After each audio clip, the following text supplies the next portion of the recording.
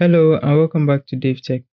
In today's quick tutorial, I'll show you how to turn voice control on or off on Firestick. Before we continue, a quick reminder. If you're using a smart TV, Firestick, or Android TV device, I highly recommend using a VPN.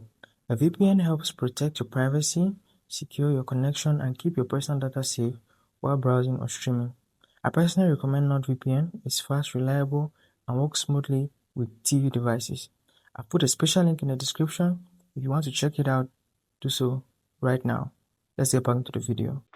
Now, voice control simply means using your voice to put in commands on Fire TV or Firestick. So, to do that, just go to your remote. If you look at the remote, you find the large circle where you have the up, down, left, right controls. Then in the middle is the select button.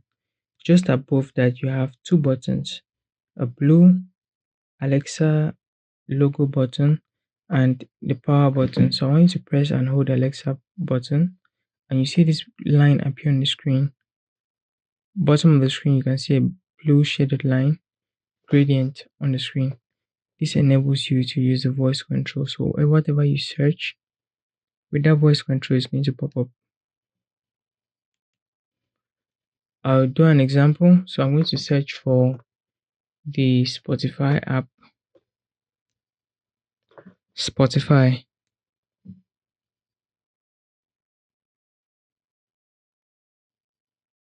So you can see the voice control picked up my voice and it has redirected. It has picked up the keyword and is going to search for it. And there you find it is launching the Spotify app.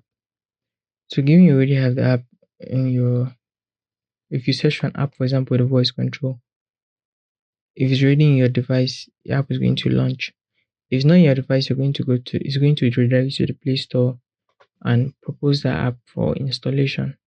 So you see the Spotify app launching. That's the voice control being used. When you don't want to use it, just simply leave the button untapped. But if you tap the button and hold it, you can always speak into Firestick and have whatever results you're looking for.